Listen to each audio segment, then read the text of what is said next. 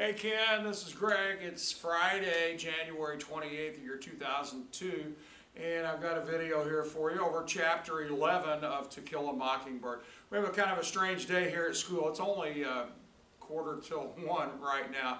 We woke up this morning with some unexpected snow on the ground. It's not a whole lot, but the temperatures will be dropping throughout the day, and we're under a winter weather advisory from 1 o'clock until 10 o'clock tonight. We're expecting some bands of snow to come through, so it was supposed to be at its peak right when when the kids are going home on the bus and the cars and stuff. So they decided to let us out after a half a day, early dismissal today. I want to talk to you about chapter 11 of To Kill a Mockingbird. I've got written up here stuff we talked about already before.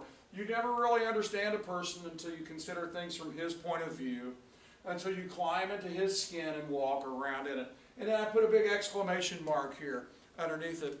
It's chapter 11.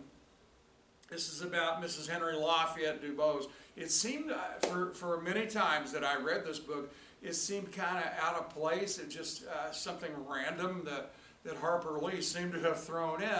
But then a short while ago, or a long while ago, whenever it was, I figured out really kind of her purpose for putting this in here. And there's really two different things that I want to talk to you about this.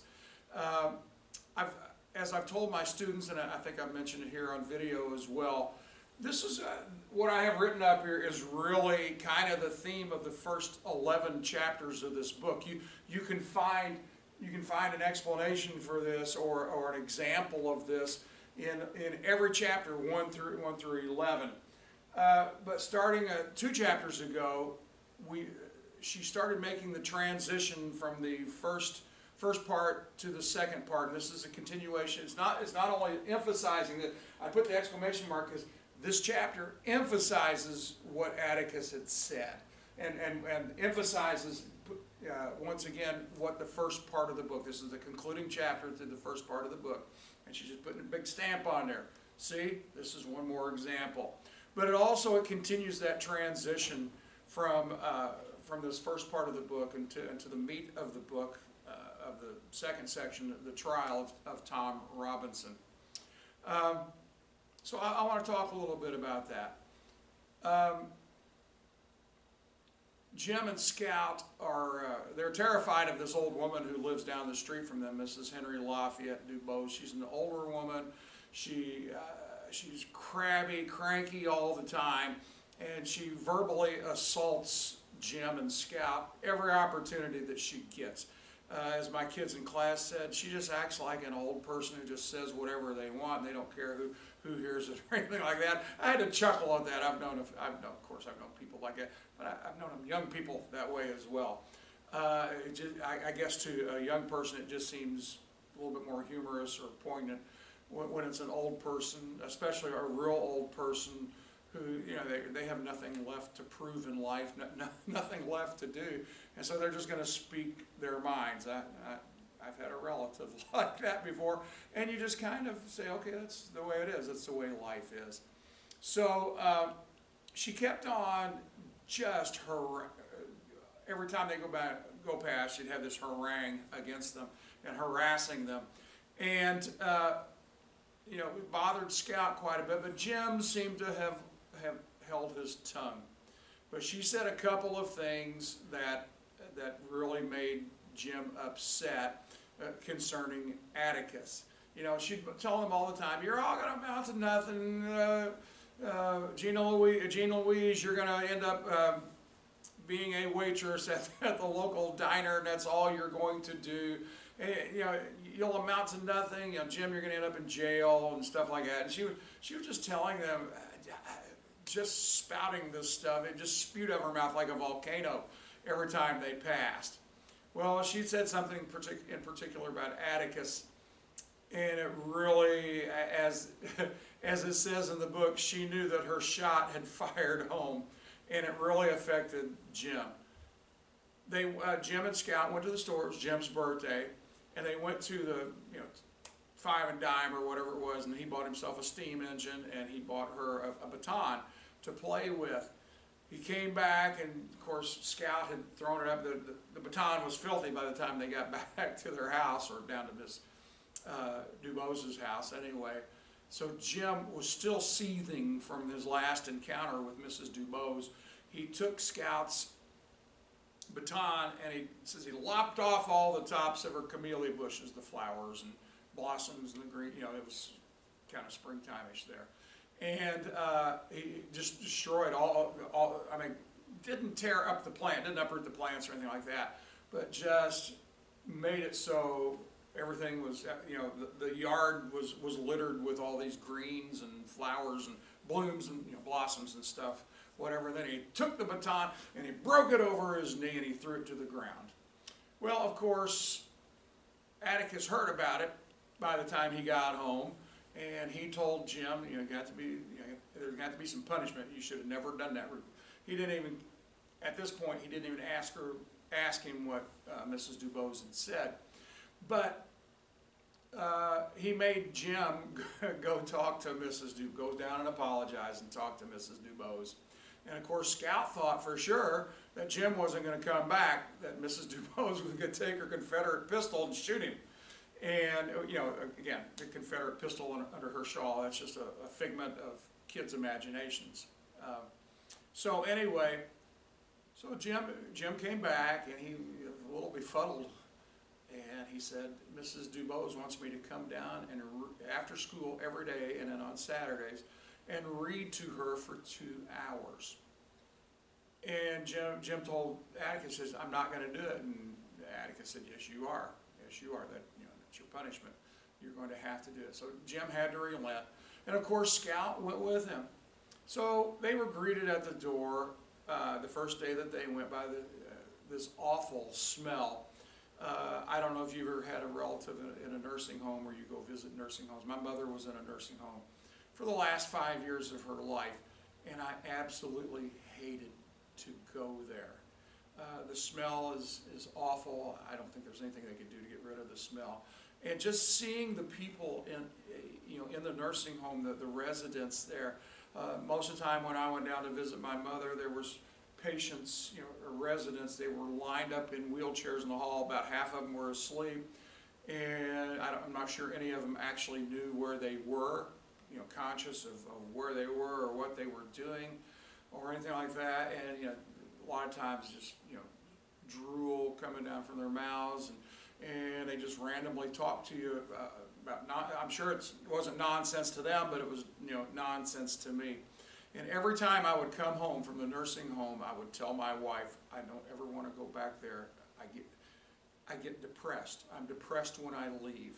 I don't like seeing all that suffering, all that's going on. That I just don't like that. And my mother, of course, I mean, again, she was there for 5 years, and she had various stages of during her decline. But anyway, so that the smell greeted Jim and Scout the first thing, and they got to see Mrs. Dubose up close now. And she had liver spots, age spots all over her, and the color of her face was awful, and she drooled all the time, and just not a very pleasant thing. Well, Jim brought the woeful book Ivanhoe with him to start reading to Mrs. Dubose. And what was the first thing Mrs. Dubose said after he started reading? You move closer to me. Get closer to my bed. And just making Scout's and Jim's flesh crawl. They didn't want to be there. And of course, she developed a pattern that Scout related in the book. She developed a pattern of just abusing Jim and Scout for about the first however many minutes that she was there, and telling them about how bad their dad was and how they're not going to, the same thing that she told them before, how they're not going to turn out to be all right. If their mother would still have been there, she'd have taken care of things, and they would come out, they would have turned out fine. But they don't have a mother, so so on and so on and so forth. And then Jim would start reading to her. And for the first day, I think they were only there like 20 or 25 minutes. They were supposed to be there 2 hours. I think they were only there like 20, 25 minutes, a half hour, something like that. And then she fell off, the alarm went off, Mrs. Dubose made, came in, a nurse came in and shooed the kids away. And Mrs. DuBose was, out. She wasn't even conscious, and had all this spittle and stuff going down the side of her mouth and everything. So the nurse helper shooed them away, and they had to continue doing this. They continued doing it for a month. And Scout said she didn't realize as the month went on that Mrs. DuBose was staying conscious and alert for a longer period of time each day. On the last day, Atticus shows up. I guess he wants to find out how things are going, escort his children home. And he says, is this about do it, Mrs. DuBose? And she says, I think another week. So Atticus had to force Jim to go back for another week because Jim absolutely did not want to go back for another week. And finally, the last day came, and Mrs. DuBose, when she always dismissed him when she was awake, but that'll do, that's enough for today or whatever. She says that'll do. And however she said it in the book, and this is it. You don't have to come back. So, seemed like a pretty simple story, and again, it took me a number of readings through this to figure out what relevance this had, to the story at all. Well, then, a few days or weeks or whatever it was later, Atticus got a phone call in the evening, and he had to go down. He was called down to Mrs. DuBose. When he came back, he had this little box with him, candy box, and he informed the kids that Mrs. DuBose had died. And I don't know if it had any effect upon Jim and Scout whatsoever, but Atticus instructed, to use a biblical phrase, he instructed Jim in a more perfect way. And Atticus seemed surprised. He said, Jim, you don't know why she had all that drool and stuff? I'm surprised, basically he was surprised that Jim didn't know that. And as you know, she was a morphine addict. She had had some type of surgery or whatever when they prescribed morphine quite a bit during those times. And it's highly addictable. It's a substance that you can easily get addicted to. And so he went on to explain that a lot of the things that Mrs. DuBose had told them and ranting against them, she probably wasn't even aware that she was saying them. And he said, now he didn't make excuses for her. He said, she and I, we disagree on on plenty of things. He said, but when you started going down there, she probably wasn't even aware that you were there. And she probably never heard anything that you said or the book that you read. And he explained that she was a morphine addict. Mrs. DuBose had told Atticus prior to Jim going down there and starting to read to her that she knew she was going to die. The doctor told her she didn't have long to live. And she wanted to die a clean person. She said she wanted to be beholden to no one or no thing. And so she wanted to lick the morphine habit. And that was Atticus's sole objective for making sure that Jim went down there. That what Atticus told Jim, so you could have distracted her by your reading and got her mind off of what she was fighting. It was an evil that she was trying to fight against. And Jim finally got some understanding. Hold on, my wife's out the door. I'll be there in a little bit. My wife is out the door. She's ready to go home, and so am I. But he told Jim, what was going on there. And this is the exclamation point. Until Jim really understood what was happening with Mrs. DuBose. He really couldn't understand it. He couldn't see life. He couldn't see things from her point of view. And so therefore, he had to base his values and his judgments of her just on what he could see without knowing the full story.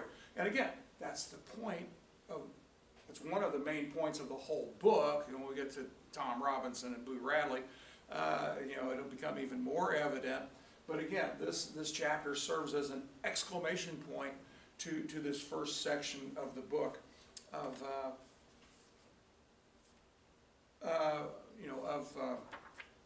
this point here. I'm sorry, I was looking for something.